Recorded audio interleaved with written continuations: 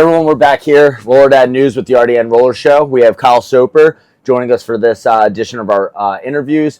This episode is actually brought to you by Envious Gameware. Give your team a unique look that it deserves. Envious Gameware is providing cutting-edge designs for your team uniforms, apparel, bags, gloves, and much more. Contact Envious on Instagram, Facebook, whatever it is. Make sure you go get them your team's outfitted. So, Kyle, you guys are heading into your last game here with basically a win-and-in situation. So what's the vibe in the locker room? You just had a good game against the Snipers in a shootout loss. Yeah, no, that was it was a huge game for us as we're a young team.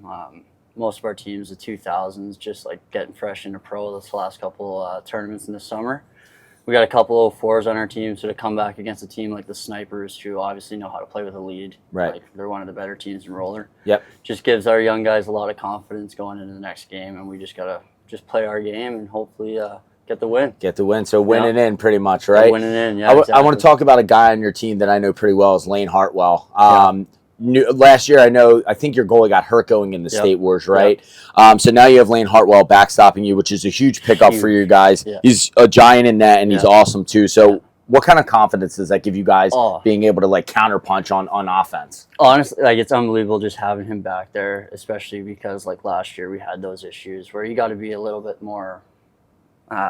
You can't be as risky, you know what I mean? Like, where with Laner, you can take those extra chances because you know he's backstopping you back there and he's going to make those big saves. Gotcha. When we need it. Yeah, so you're an ice guy, plays roller as well. Did roller come later, or was it ice first, roller first? Yeah, so it was ice first. Like, I've been playing ice hockey since I was 2, been on the ice. And then when I was about 11, 12 years old, I got introduced to the game of roller just through my brother's friend. Gotcha. And fell in love with it immediately. Yeah. Like, there's nothing like it. It's your game. It's your type of game. So, for people who don't know, he has a brother, Jimmy Soper, plays roller as well. He actually works with us, part of our advisory advocate athlete. So, he's one of our guys that's going to be doing some ice hockey advising. Did you find it hard to transition? Now, you started young, but do you find it hard to transition coming out of an ice season going right into roller at all?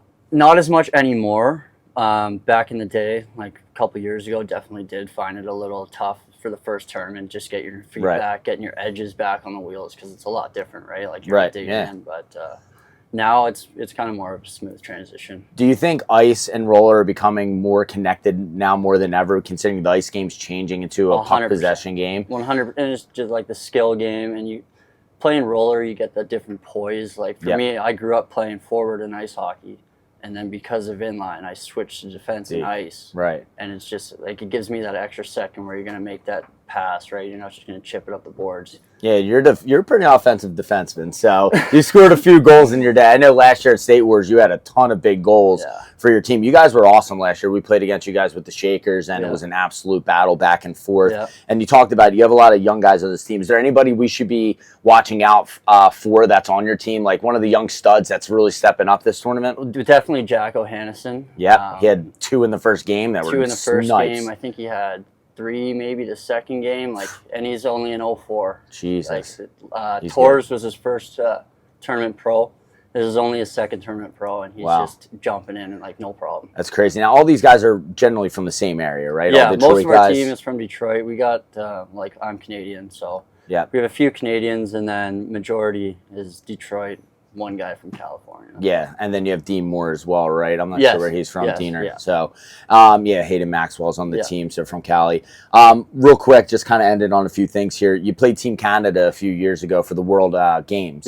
World Skate Games, sorry. What was that experience like? Was that your first international event? Yeah, that was my first international event, and obviously the first one we went to Roccaraso, Italy. Oh. So awesome. Yeah, it's sweet. Beautiful. Like unreal. We were just in like a little ski town in the Alps. But yeah, the experience was unbelievable. Yeah. Like you're getting to represent your country. It's a once in a lifetime opportunity. There's nothing like international hockey, how they treat you. And the State Wars does a great job for anyone who hasn't attended the State Wars of giving you that professional look and feel. 100%. Pucks before the games, goal songs, they do their best. Yeah. And we're dealing with the facility, right? So they're dealing with a lot of moving parts and things like that. Yeah. When you're doing the international, you guys made it to the championship game. You guys played Czech. Yeah. You guys had a tough one against Czech, but I think you guys just had such a battle to get through. 100%. It's hot as hell there.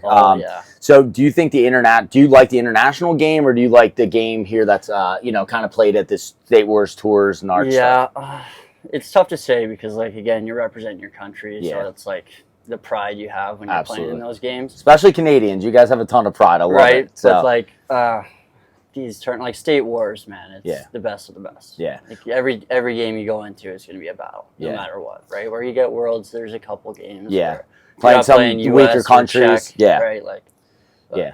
Awesome. Well, hey, man, you got one game to win to get in, so you're playing Libated Blood and Feathers. I think it's the last game of the night, I want to say. Yep. So, I mean, people watching at home, make sure you stick around, watch that game. If you're here, make sure you stick around as well. It's going to be a battle. You guys need to win to get in. I'm sure they're going to be playing for a little bit of pride because they don't have a win yet. You guys are coming off a good game against the Sniper, so best of luck in that game, and thanks for joining us, man. Appreciate it, man. Take care. Thank you. Thanks, dude. Awesome. That was great.